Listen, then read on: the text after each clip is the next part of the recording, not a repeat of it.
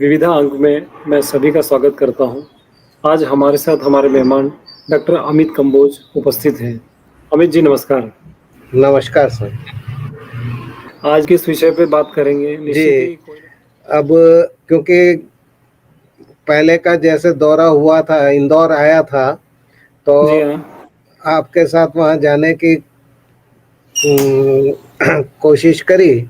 एक जगह जा पाए, दूसरी जगह नहीं जा पाए, परंतु जो भी व्यवस्था के कारण से जैसे भी जो प्रॉब्लम्स थी, उसके बाद भी वहाँ के जो चीज़ें देखी और 2 गुरुद्वारे गए, उसका इतिहास और वो कितने महत्वपूर्ण है, जो कि मुझे भी नहीं पता था। उसकी जी स्टडी करने के बाद पता चला कि भाई कितना वो इम्पोर्टेंट है। आज उसी के ऊपर अपन चर्चा करते हैं।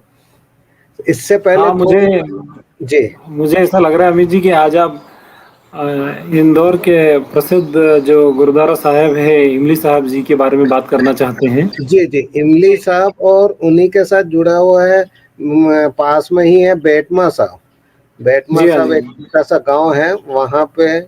और ये दोनों गुरुद्वारे गुरु नानक देव जी से रिलेटेड हैं। उन्हीं के याद के अंदर ये दोनों गुरुद्वारे हैं। तो गुरु नानक देव जी महाराज कार्तिक पूर्णिमा 1469 से 22 सितंबर 1539, गुरु नानक देव जी के जो अनुयायी थे उन्हें विभिन्न नाम से पुकारते थे, जैसे नानक देव जी, बाबा नानक, नानक शाह नामों से संबोधित करते थे। गुरु जी हाँ। नानक देव जी अपने व्यक्तित्व में बहुत दार्शनिक, योगी, गृहस्थ, धर्म सुधारक, समाज सुधारक, कवि, देशभक्त और विश्व बंधु सभी प्रकार के गुण समेटे हुए थे। इन्होंने सनातन मत की मूर्ति पूजा के शैली के विपरीत एक परमात्मा की उपासना का एक अलग मार्ग मानवता को दिया। इन्होंने हिंदू धर्म के सुधार के लिए कई कार्य किए, साथ ही तत्कालिक राजनीतिक, धार्मिक, सामाजिक स्थितियों पे भी नजर डाला। संत साहित्य में नानक उन संतों की श्रेणी में है जिन्होंने नारी के बड़प्पन दिया। मुकेश जी, नानक एक अच्छे सूफी कवि भी थे। उनके क्या बात भाव, है। हाँ, भाव, कोमल हृदय, प्रकृति एक होकर जो अभिव्यक्ति की है वो निराली है। उनकी भाषा बहुत नीर थी, जिसमें फारसी, मुल्तानी, पंजाबी, सिंधी, खड़ी बोली और अरबी के शब्दों का समाकलन है। अब 1915 सन 1521 में इन्होंने बहुत 4 यात्राएं की हैं बहुत बड़ी, जिसमें संपूर्ण भारत, ताशकंद, तिब्बत, नेपाल, बांग्लादेश, भूटान, अफगानिस्तान, फारस, ईरान, इराक और अरब के मुख्य स्थानों का भ्रमण किया है। इन यात्राओं को पंजाबी में उदासियां कहा जाता है। तो मुकेश जी, उदासी ये है। जो तुमने बताया कि उदासी है, जो ये जी भ्रमण किया है इन्होंने इन स्थानों पे, ये सारा पैदल किया है। और पंजाबी में इनको उदासियां कहा जाता है, जो कि हिस्ट्री के अंदर और सिख संप्रदाय के अंदर बहुत इम्पोर्टेंट है। और ये 4 उदासी हैं, 4 रूट हैं इनके, अलग अलग स्थान पे गए। इन्हीं में से सेकंड उदासी जो है, उसके अंतर्गत ये साउथ की तरफ जाते हैं, तो उसमें इनका इंदौर पधारना होता है। जो क्या बात द्वितीय है। उदासी है उसमें ये आते हैं। उसमें ये आता है। जी, इंदौर में इमली साहिब गुरुद्वारा सबसे पुराना धार्मिक स्थलों में से एक है और सबसे लोकप्रिय भी है। गुरुद्वारा साहिब इंदौर के व्यस्त जवाहर मार्ग क्षेत्र पर स्थित है और प्रत्येक दिन हजारों श्रद्धालु इसके दर्शन करने आते हैं। गुरुद्वारा साहिब अपने दिलचस्प इतिहास के कारण एक विशेष महत्व रखता है।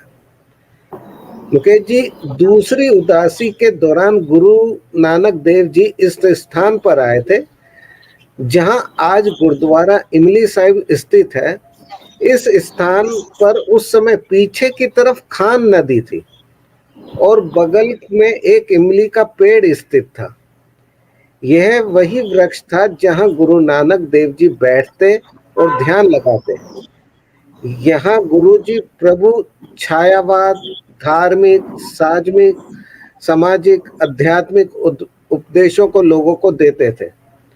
तो मैं आया था खान नदी। मुकेश जी, मैं पूछना चाहूंगा, खान नदी का लुप्त हो गई है या उसका स्वरूप बदल गया है? नहीं सब अभी भी है। आपने जो बातें बताई उससे बिल्कुल एकदम सामने चित्र खड़ा हो गया।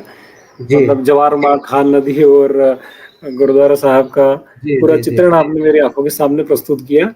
अभी जी भी है और मतलब शहर के बीच में से है और लुप्त नहीं हुई है। उसमें अभी कुछ थोड़ा सा सुधारीकरण और इस तरह से चल रहा है, तो वो जी जी थोड़ा और कुछ समय बीतेगा तो वो सौंदर्यीकरण के बाद वो बहुत ही दर्शनीय हो जाएगी, ऐसे मेरे को बहुत उम्मीद है।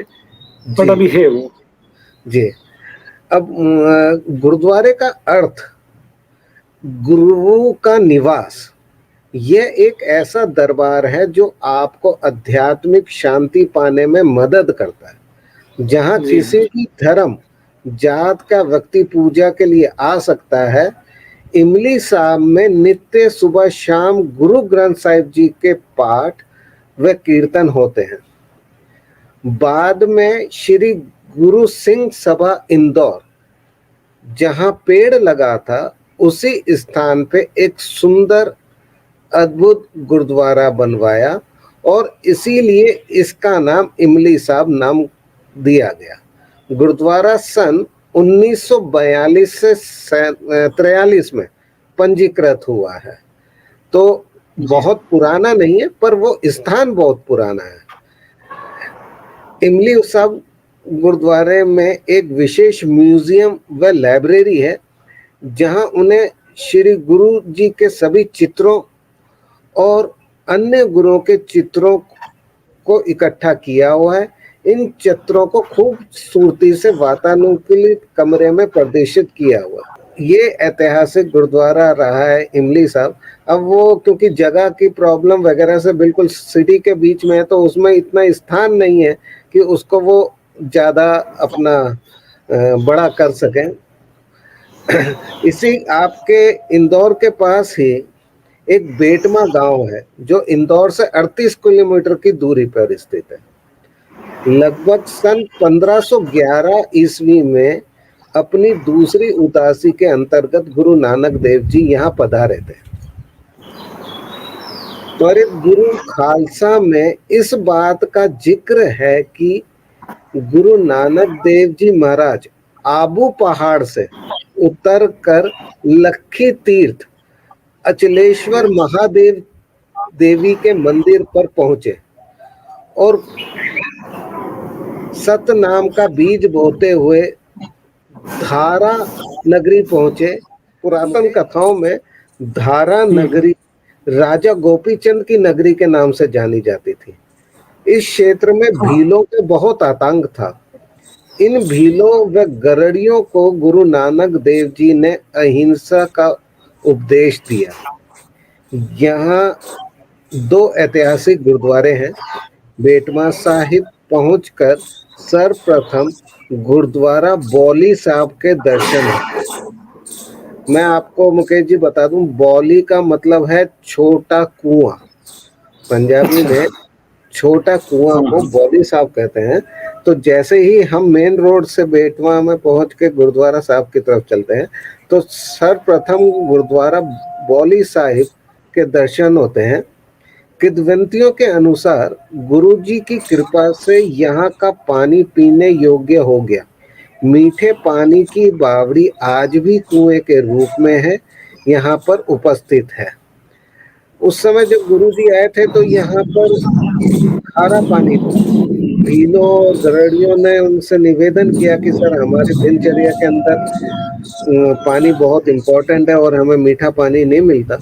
तो उन्होंने एक बावड़ी खुदवाई तो वहाँ मीठा पानी उसमें से निकला, जो आज भी है।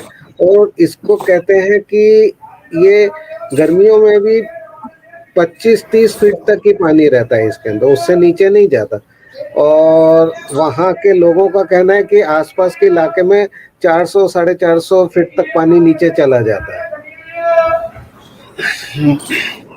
मुकेश जी, सन 1930 से पहले ये स्थान बाबा श्री चंदी के डेरे के नाम से जाना जाता था। सन 1930 के बाद बाबा भगत नारायण सिंह जी, जो कि एक रिटायर्ड फौजी थे, यहाँ पर आए। उन्होंने यहाँ आकर इस स्थान की सेवा संभाल शुरू की। साथ ही ये महाराज का स्वरूप शोभामान किया। काफी समय तक बाबा जी ने इस स्थान की सेवा करी।